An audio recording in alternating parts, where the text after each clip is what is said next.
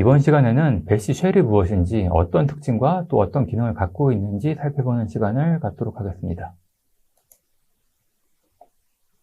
네, 자, 앞서 운영체제란 무엇인가 시간에서 설명드린 내용을 기억하실 겁니다. 네, 그럼 이제 그 쉘은 무엇이냐? 네, 그걸 이제 설명드릴 건데요. 네, 쉘은 바로 운영체제와 통신을 하기 위한 사용자의 유저 프로세스입니다. 사용자로부터 입력을 받아서 그 내용을 시스템 콜 인터페이스를 통해서 커널에 전달하고 그 기능을 수행하는 역할을 하게 됩니다. 그래서 이렇게 사용자가 만든 쉘 스크립트라든지 다양한 유틸리티, 바이너리들이 구동될 수 있게 해주는 플랫폼, 그 공간이 바로 이 쉘이라는 부분입니다. 네, 앞서 계속 봐오셨던 대로 리눅스는 역사가 긴 만큼 그 개별 기능들, 그 기능을 수행하는 서버 모듈조차도 여러 개의 파가 있다고 계속 설명을 드렸었습니다. 네, 쉘도 변함이 없고요. 이렇게 두 개의 메인 타입이 존재합니다.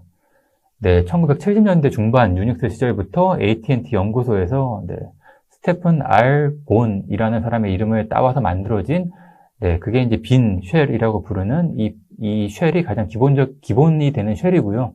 그 외에도 C 쉘도 있습니다. 네, 그래서 이제 본 쉘과 C 쉘 두 가지로 구분이 되고요. 네, 빠르게 구분하는 특징은 본 쉘은 프롬프트가 달러로 표시되는 게 기본값이고 C 쉘은 퍼센트로 구분되는 특징이 있습니다. 네, 쉘 프로그래밍을 할 때 그 문법에 약간씩의 차이가 있지만 대충 C 언어와 C++의 차이인 것처럼 약간의 차이만 있을 뿐 그 스크립트가 하고자 하는 그 큰 틀은 매우 유사합니다. 그 외에도 보시는 바와 같이 본 쉘 내에서도 다양한 변천사가 있었고 C 쉘 내에서도 다양한 변천사가 있었습니다. 이 중에 현재 가장 많이 사용되고 있는 대표적인 쉘은 바로 본 쉘을 기반으로 하여 본 어게인 쉘, 줄여서 배시라고 부르는 이 쉘이 가장 많이 사용되는 쉘이라고 생각하시면 될 것 같습니다. 네, 여러분의 환경에서 현재 사용 가능한 쉘은 여기 이제 cat etc의 쉘을 통해서 확인하실 수가 있으며, 저는 추가로 C 쉘을 추가를 했기 때문에 보이는 거고, 여러분들은 일부가 없으실 수도 있습니다. 그래서 필요한 쉘은 추가로 설치를 하시는 것도 가능하지만, 굳이 그렇게 하셔야 될 이유가 잘 없기는 합니다. 그리고 부팅할 때 해당 사용자의 쉘은 etc의 패스워드에 정의되어 있었고, 필요할 경우에는 유저 모드 명령어를 통해서 변경하실 수 있는 부분은 바로 앞장에서 이미 배우셨던 부분들입니다. 자, 앞에서 제가 잠깐 언급을 했는데 이 프롬프트라는 게 있습니다. 그럼 이 프롬프트라는 게 뭐냐? 바로 사용자와 인터랙티브하게 입력을 주고받을 수 있는 명령 대기 중임을 표시하는 표시자입니다. 보시는 바와 같이 우분투는 기본적으로 배시 쉘을 사용하고 있고 이 배시 쉘의 기본 푸트는 달러라고 말씀을 드렸습니다. 이 달러가 보일 때 우리는 거기에 명령어들을 입력하고 결과가 보여지고 다시 달러 표시가 보여지면은 다음 명령을 수행할 수가 있습니다. 이때 달러 표시 외에도 앞에 보이는 유저 이름이나 호스트 이름, 현재 디렉토리와 같은 부분을 보실 수가 있는데 이 부분은 우리가 원하는 대로 커스터마이징을 할 수 있고 우리가 보고 싶은 정보를 추가적으로 보여주거나 또는 불필요한 정보를 뺄 수도 있습니다. 자, 이것이 이 ps1이라고 부르는 환경 변수에 저장이 됩니다. 프롬프트 스트링 1 또는 프롬프트 스테이트먼트 1이라고 불리는 이 문장의 약자를 ps1이라고 약자로 이렇게 줄여서 부르고 있습니다. ps2도 있기는 하지만 별로 중요한 부분이 아니기 때문에 지금은 넘어가도록 하겠습니다. 자, 무언가 이 ps1이 매우 복잡하게 구성이 되어 있는 것처럼 보일 수 있는데요. 이 부분들은 차차 뒤에서 내용을 들으면서 이해를 하시면 될 것 같고요. 일단 우리는 간단하게 원하는 최소한의 기능만으로 이렇게 프롬프트를 바꾸는 것을 보실 수가 있습니다. 프롬프트에는 이 외에도 추가할 수 있는 기능들이 몇 가지가 더 있습니다. 사실 이거 외에도 많은 부분들이 더 있는데 요약해서 이렇게 몇 가지만 보여드리면은 날짜 정보나 시간 정보, 그 외에도 사용자나 호스트 정보, 그리고 이제 디렉토리 정보들, 이제 이런 것들을 조합해서 내가 원하는 프롬프트의 모양으로 바꿔볼 수도 있고, 마음에 들지 않을 경우에는 다시 원래대로 복원을 할 수도 있습니다. 물론 제가 보여드리는 이 예시에서는 제가 디폴트라는 값으로 다시 이제 이 ps1의 값을 복사를 해놓고 ps1을 내가 원하는 거를 이제 바꿨을 때 그 내용이 이렇게 표시가 되는 내용을 보고 계신 거고요. 네, 다시 내가 이제 원래의 내용으로 이제 돌리기 위해서 다시 이제 PS1에다가 기존의 디폴트 내용을 다시 이제 저장하는 내용을 보고 계신 겁니다. 네, 결론적으로는 지금 보여주는 이 복잡한 값들을, 제가 이렇게 똑같은 값으로 보여주지만 좀 더 심플한 프롬프트로 단 3개의 키워드만 갖고 바꿔드리는 모습을 보여드렸고요. 유저네임, 골뱅이, 호스트네임, 콜론, 그리고 현재 디렉토리, 달러, 스페이스, 이것만 가지고도 이렇게 간단하게 표시되는 모습을 보여드렸습니다. 유일한 차이는 기존에 이렇게 알록달록하게 연두색 혹은 이렇게 초록색으로 표시되는 모습을 그것이 이제 보여지지 않고 좀 더 단순하게 보여졌다라는 이제 그 내용만 이해를 하시면 될 것 같습니다. 자, 그래서 기왕 우리가 이제 이렇게 쉘을 배워볼 건데 좀 더 화려하고 이쁜 쉘을 만들 수 있다면 좀 더 좋겠죠? 그래서 뭔가 프로그래밍을 하더라도 항상 검은 바탕에 흰 글씨만 있는 것이 아니고 좀 더 알록달록한 쉘을 만들어 보고 싶은 것. 이게 이제 많은 분들이 원하시는 부분일 텐데요. 그래서 이 색상에 대해서 잠깐 배워보도록 하겠습니다. 이 색상 값이 내가 만든 코드 값이 다른 사용자 환경에서도 동일하게 보여야 그게 의미가 있겠죠.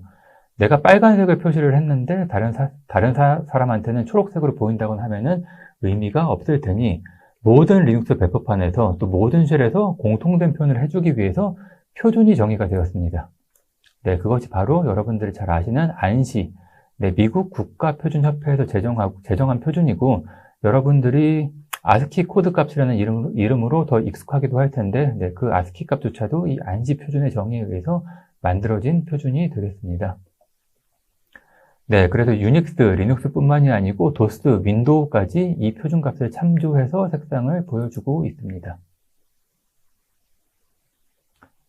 자, 이 색상을 표현하는 기법은 매우 간단합니다. escape 캐릭터라는 값을 통해서 쉘에 출력되는 값을, 그 색상 값을 정의할 수가 있습니다. 0은 검정색, 1은 빨간색, 2는 초록색, 3은 노란색 등등등등 이렇게 8가지의 기본 색상 값을 가지고 있습니다. 그 외에도 글자의 진함, 흐림, 이탈릭, 밑줄, 깜빡임 등과 같이 제가 좀 전에 말씀드린 이러한 색상 값이 글자 색깔인지 또는 배경색인지 이런 다양한 것들을 이 표준에 의해서 이렇게 정의를 해서 표현을 할 수가 있습니다. 좀 더 디테일한 다양한 색상 값들은 제가 이렇게 알려드리는 위키 페이지를 통해서 살펴보시면 좋을 것 같고요. 우리는 빠르게 또 실제로 적용을 한 실습을 통해서 확인을 해보도록 하겠습니다. 앞장에서 설명드린 그 코드 값에 30을 더하게 되면은 foreground color가 나오게 되고 40을 더하게 되면은 background color 값이 나오게 됩니다. 그래서 /e라는 escape 코드를 사용해서 이렇게 글자색 또는 배경 색깔을 바꾸는 것을 보실 수가 있습니다. 근데 자세히 보시면 뭔가 좀 이상한 모습을 보실 수가 있습니다. 내가 글자색만 변경을 했는데, 또는 배경색만 변경을 했는데, 알고 보면은 터미널 환경에 영향을 미쳐서 그렇게 다음 줄까지 이어서 프롬프트의 일부까지 색상이 변경된 모습을 보실 수가 있습니다.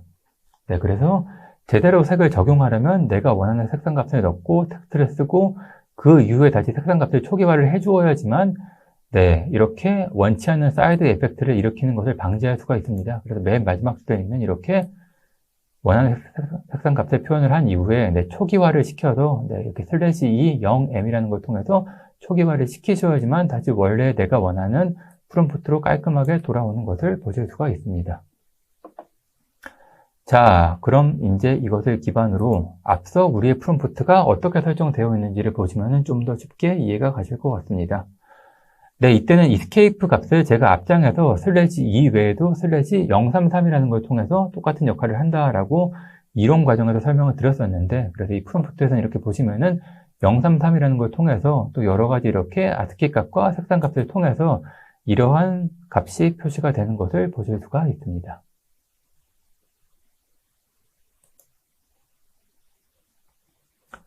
자, 앞에 이제 실습 과정을 통해서 우리는 자연스럽게 echo라는 명령어를 배우게 되었습니다. 이렇게 하나씩 배워나가는 거예요. 하나씩 이렇게 모든 걸 다 이제 이론적으로 배우는 게 아니고 필수적인 기능을 배우고, 또 이제 재미있는 기능도 배우고, 또 이렇게 관심 있는 기능들을 하나 둘씩 살펴보시면서, 응용을 해가지다 보면은 리눅스를 재미있게 마스터하실 수가 있을 거라고 생각을 합니다. 자, 에코. 단어의 뜻이 뭐죠? 메아리죠? 네, 내가 한 말을 그대로 따라서 외쳐주는 겁니다. 네, 에코 헬로우라고 하면은 다시 그 헬로우라는 말을 따라서 외쳐주는 그러한 기능이 되겠습니다. 네, 기본적으로는 내가 한 말을 그대로 이어서 네, 쭉 똑같이 쳐주는 기능이 되겠고요. 그래서 이 문장을 전혀 해석을 하지 않고 내가 친 기능을 이렇게 그대로 따라서 외쳐주게 됩니다.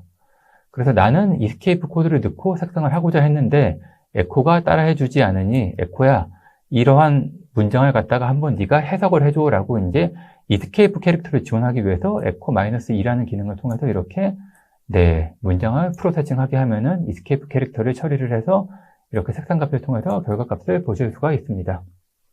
네, 그래서 이제 필요한 경우에는 뉴라인이라든지 이제 그런 것들을 통해서 네, 앞서 이렇게 문장을 그대로 따라서 쳤던 것들을 갖다가 네, 이스케이프를 시켜서 그 결과를 이렇게 두 줄로 실행해주는 이러한 결과도 보실 수가 있습니다.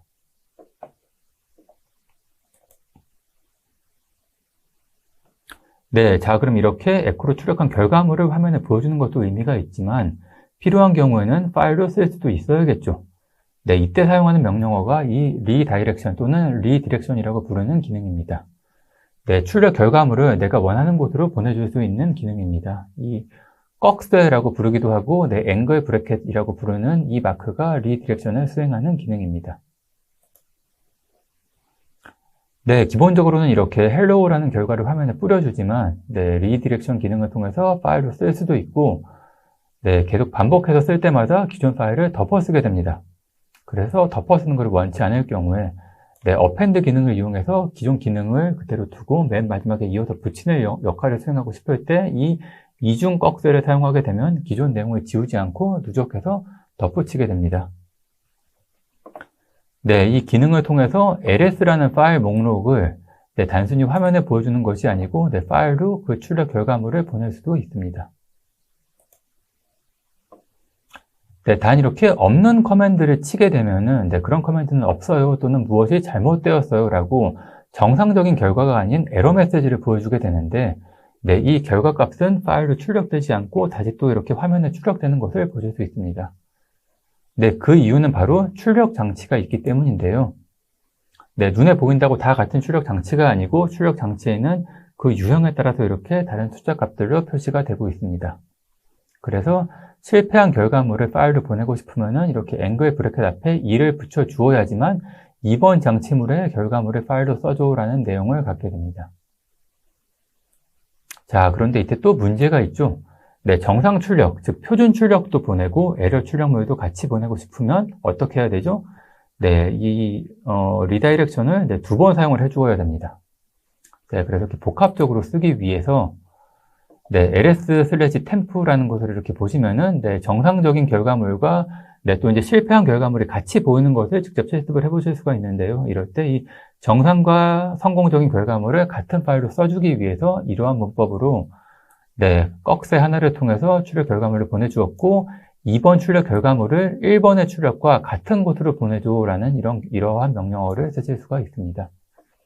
네, 문법이 좀 복잡하고 어려울 수 있는데요. 그래서 이렇게 추격된 표현, 네, 1번과 2번을 모두 합쳐서 이 파일에 써줘라고 이제 이렇게 표현을 할 수도 있는데 우선 제가 위에 설명드린 대로 원칙부터 배워두시는 것이 더 좋을 것 같습니다. 자, 이제 원하는 대로 출력을 했으면은 입력도 받아봐야겠죠? 네, 입력은 표준 출력이라고 부르는 장치 번호 0번이 스탠다드 인으로부터 사용자 키보드 입출력을 받게 됩니다. 네, 그래서 사용 예시와 같이 에코에다가 파일로 입력을 받았으면 좋겠으나 네, 안타깝게도 에코 명령은 사용자와 인터랙티브하게 키보드로부터 입력을 받는 기능을 지원하지는 않습니다.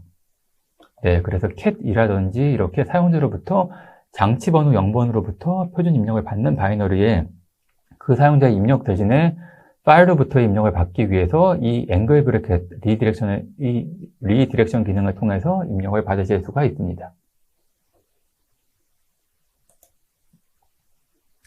자, 이외에도 이제 성격이 살짝 다른 이 더블 앵글 브래켓이 있는데요. 이 더블 앵글 브래켓을 이렇게 사용을 하시면은 이 뒤에 있는 글자가 들어오기 전까지라는 의미로 네, 딜리미터라는 기능을 수행을 하게 됩니다.